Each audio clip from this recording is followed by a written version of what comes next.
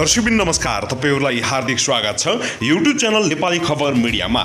यदि हाम्रो च्यानललाई अहिलेसम्म सब्स्क्राइब गर्नु भएको छैन भने सब्स्क्राइब गरी नजिक रहेको बेल आइकन दबाई हामीसँग जोडिनु होला। दर्शकबिन सदा चाहिँ आज पनि हामी तपाईहरुमाझ अत्यन्तै महत्त्वपूर्ण खबरहरूका साथ उपस्थित भइसकेका छौं। यो भिडियोलाई अन्तिमसम्म हेरी हामीले साथ दिनु होला। दर्शकबिन हाम्रो मेहनतको लागि एउटा सानो लाइक अनि एउटा शेयर गर्न भनी नभुल्नु होला। दर्शकबिन अब लागौं पहिलो खबरतर्फ। नेपाली कांग्रेसका वरिष्ठ नेता रामचन्द्र पौडेलले अहिलेका नेताहरू व्यवस्थालाई भन्दा पनि सत्तालाई महत्त्व दिन व्यस्त रहेको टिप्पणी गरेका छन्। उनले आफ्नै पार्टीका सभापति शेरबहादुर देउवा पनि सत्तामा बढी लागेको आरोप लगाएका छन्। आज बिहान नेपाली रेडियो नेटवर्कबाट प्रसारण भएको नेपाली बहस कार्यक्रममा पत्रकार ऋषि धमलासँग कुरा गर्दै उनले यस्तो बताएका हुन्। उनले समयमै निर्णय नगर्दा देशमा व्यथिति सुरु भएको समेत गुनासो पोखेका छन्। पछिल्लो समय कांग्रेसकै नेतृत्वमा दल विभाजन सम्बन्धी अध्यादेश आउनु पनि दुःखद भएको उनको टिप्पणी छ। उनले आफूहरू अझै पनि तोकिएकै मितिमा महाधिवेशन गर्नेतिर लागि परेको बताएका छन्। दर्शकबिन त्यसैगरी गठबन्धन मन्त्री परिषदले पूर्णता पाएको छ, तर चुनाव निर्धारित समयमा हुन्छ कि छिटो भन्ने अनेल टरेको छैन। प्रधानमन्त्री शेरबहादुर देउवा सुरुमा स्थानीय तहको चुनाव गर्ने पक्षमा छैनन्। सहयोगी माओवादी केन्द्रका अध्यक्ष पुष्पकमल दाहाल प्रचण्ड सुरुमा संसदीय चुनावमा जान अनिच्छुक रहेका छन्। मिलन बिन्दु खोज्न तिनै तहको चुनाव एकैपटक गर्ने प्रस्ताव गठबन्धनभित्र प्रवेश भएको छ। स्थानीय तहको चुनावमा पार्टीले राम्रो गर्न सक्छ भन्नेमा देउवा ढुक्क नरहेको कांग्रेसकै नेताहरूले बताएका छन्। स्थानीय तहका पछिल्ला दुई चुनाव 2054 र 2074 मा एमाले एकलौटी जस्तो बनायो। गत चुनावमा त माओवादीसँग मिल्दा पनि कांग्रेसले राम्रो गर्न सकेन। यसपालि पनि त्यस्तै भयो भने संसदीय चुनावको माहौल बिग्रन्छ। त्यसैले स्थानीय तहको चुनाव पहिले गर्न हुन्न भन्ने प्रधानमन्त्रीको धारणा रहेको छ, कांग्रेसका एक नेताले भनेका छन्। संसदीय चुनाव छिटो गर्न भने कांग्रेसका सबै जस्तो नेता सहमत रहेका छन्। यो सरकार जति चल्यो भोट त्यति नै घट्ने हो। कम्युनिस्टहरूबीच सम्बन्ध तिक्त भएको यही मौकामा चुनाव गर्नुपर्छ भन्ने मत कांग्रेसभित्र बलियो रहेको छ। कांग्रेसका ती नेता भन्छन् धेरैजसो प्रभावशाली नेताहरू संसदहीन रहेकाले सक्दो छिटो चुनावको पक्षमा उभिएका छन्। उता माओवादी केन्द्रका अध्यक्ष दाहाल र एकीकृत समाजवादीका अध्यक्ष माधव कुमार नेपाल सकेसम्म चुनाव पर धकेल्ने पक्षमा लागि परेका छन्। छिटो गर्ने हो भने तिनै तहको चुनाव एकैपटक गर्ने प्रस्ताव दाहालले कांग्रेससँग राखिसकेका छन्। अब लगतै संसदीय चुनाव हुने सम्भावना छैन, दाहालको भनाई उद्धृत गर्दै निकट स्रोतले बताएको छ। बरु अब तीनवटै निर्वाचन एकैपटक गर्नुपर्छ प्रधानमन्त्री देउवासँग यो प्रस्ताव राखिएको छ। कांग्रेस नेता शेखर कोइरालाले आफूसँगको भेटमा पनि दाहालले 3 निर्वाचन एकैसाथ गर्ने प्रस्ताव राखेको बताएका छन्। केही समय अघि प्रचण्ड र मेरो भेट भएको थियो। तिनै चुनाव एकैपटक गर्ने प्रस्ताव उहाँको छ उनले भने, तर सबै चुनाव एकैपटक गर्न सम्भव छैन। दाहालको प्रस्तावमा प्रधानमन्त्री देउवाले कुनै स्पष्ट जवाफ नदिएको कांग्रेस स्रोतले बताएको छ। उहाँको सम्पूर्ण ध्यान अहिले महाधिवेशनमा छ। सभापतिमा पुनः निर्वाचित भएमा जेठमा चुनाव गर्न उहाँ तयार हुनुहुन्छ, तर त्यो बेलासम्म पार्टीको नेतृत्व आफ्नो हातमा रहन्छ कि रहन्न भन्ने निश्चित भइ नसकेको उनले बताएका छन्। त्यसैले उहाँ चुनावका बारेमा मङ्सिरभन्दा पहिले बोल्ने पक्षमा हुनुहुन्न। कांग्रेस प्रवक्ता विश्वप्रकाश शर्मा चुनावी मितिबारे महाधिवेशनपछि मात्र औपचारिक रूपमा छलफल हुने बताएका छन्। यो विषयले महाधिवेशनपछि आकार लिन्छ होला उनले भने। त्यस्तै एकीकृत समाजवादीका महासचिव बेदुराम भुषालले चुनाव कार्यतालिका सार्ने विषय आफैमा गम्भीर भएकाले छलफल हुने बताएका छन्। संवैधानिक र प्राविधिक रूपमा कति सम्भव हुन्छ ठूलो छलफलको विषय हो उनको भनाइ छ। प्रमुख प्रतिपक्षी दल नेकपा एमाले तिनै निर्वाचन एकैपटक गर्न नहुने पक्षमा उभिएको छ भने प्रवक्ता प्रदीप कुमार गेवालले तोकिएको तालिका अनुसार निर्वाचन हुनुपर्ने बताएका छन्। जनताले सार्वभौम अधिकार प्रयोग गर्न अवसर हो निर्वाचन उनले भने।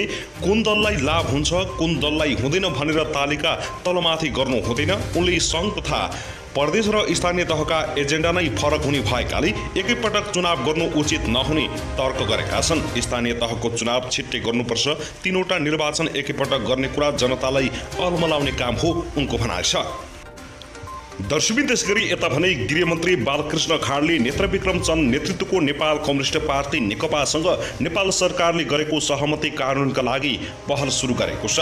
अघिल्लो सरकारसँग भएको सहमति कार्यान्वयनका लागि कसरी अगाडि बढ्ने भन्ने विषयमा आइतबार गृहमन्त्री बालकृष्ण खाँडले कानुन न्याय तथा संसदीय मामिला मन्त्री दिलेन्द्र प्रसाद बडु, सचिव उदयराज सापकोटा, महान्यायाधीश वक्ता खम्बबहादुर खाती र गृह सचिव टेकनारायण पाण्डेसँग छलफल गरेका छन्। छलफलमा विगतमा सहमति कार्यान्वयनका लागि भएका काम तथा अब कसरी अगाडि बढ्ने भन्ने विषयमा छलफल भएको गृह मन्त्रालयले जनाएको छ। मन्त्री खाँडले सहमति कार्यान्वयनका लागि अहिलेसम्म आफूले नेकपाका नेतासँग गरेका कुराकानी र काम कारबाहीबारे जानकारी दिएका छन्। सरकार र नेपाल कम्युनिस्ट पार्टी बीच 2077 फागुन 20 गते 3 बुँदे सहमति भएको थियो। आजको छलफल मुख्य गरी सहमतिको बुँदा नम्बर 3 मा रहेको नेपाल सरकार नेपाल कम्युनिस्ट पार्टीमाथि लगाइएको प्रतिबन्ध हटाउन, कारागारमा रहेका पार्टीका नेता तथा कार्यकर्ताको रिहाई र सम्पूर्ण मुद्दा खारेज गर्न सहमत भएको छ भन्ने विषयमा केन्द्रित रहेको जनाइएको छ।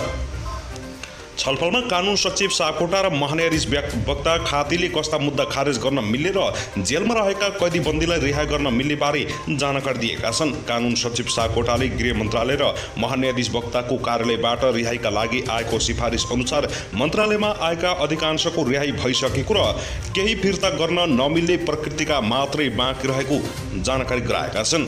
फेरि सहमति कार्यान्वयनका लागि बाँकी रहेका विषयमा एकपटक छलफल गर्ने र तयारी पूरा भएपछि नेकपाका नेतासँग बसेर टुङ्गाउने सहमति भएको जनाइएको छ। चन्द नेतृत्वको नेकपाले प्रधानमन्त्री शेरबहादुर देउबा, सत्ता गठबन्धन दल माओवादी केन्द्रका अध्यक्ष प्रचण्ड, नेकपा एकीकृत समाजवादीका अध्यक्ष माधव नेपाल, गृहमन्त्री खाँड सहित नेतालाई भेटेर अघिल्लो सरकारसँग भएको सहमति कार्यान्वयन गर्न माग गर्दै आइरहेको छ।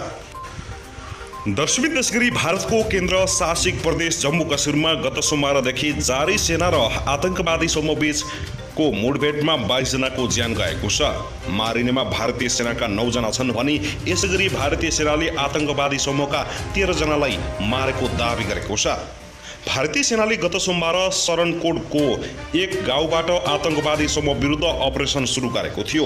अपरेसनको पहिलो दिनमै सेनाका 1 जना जुनियर अफिसर सहित 5 जना मारिएका थिए। सेनाको अभियानको दोस्रो दिनपछि फेरि दोहोरो गोली हानाहान भयो र थप 2 जवान मारिएका थिए। अहिले पनि सेना र आतंकवादी समूहबीच पुछ र रजौरीको घना जंगलमा मुठभेड जारी रहेको भारतीय मिडियाहरूले उल्लेख गरेका छन्। यसबीच कश्मीरको कुलमागमा आइतबार 2 जना गैर कश्मीरी नागरिकको गोली लागे हानेर हत्या भएको छ भने मारिनेहरूमा उत्तर प्रदेशको सहारनपुरका सगिर अहमद र बिहारको बाँका क्षेत्रका अरविन्द कुमार शाह रहेको बताइएको छ। अरविन्द कुमार श्रीनगरको ईदगाह भन्ने ठाउँमा पानीपुरी बेच्ने गर्दथे। उनी मारिएको 1 घण्टापछि कश्मीरको पुलवामा सगिर अहमद मारिएका हुन्। उनी काठको मिस्त्री थिए। उनीहरूलाई आतंकवादी समूहले गोली हानेर मारेको दावी गरिएको छ। त्यसअघि शनिबार पनि 2 जना मजदुरको गोली लागेर मृत्यु भएको छ भने सर्वसाधारण व्यक्तिको हत्यापछि कश्मीरमा राजनीतिक दलहरूले आक्रोश व्यक्त गरेका छन्। यो हत्यापछि भारतीय सुरक्षा बलले थालेको अपरेसनको क्रममा 13 जना आतंकवादीलाई मारेको दावी गरिएको छ। आतंकवादी समूह र सेनाबीच मुठभेड जारी रहेको बेला जम्मू कश्मीरमा देश विरोधी गतिविधिमा सामेल भएको भन्दै सरकारी कर्मचारीलाई बर्खास्त गर्ने अभियान पनि चलाइएको छ।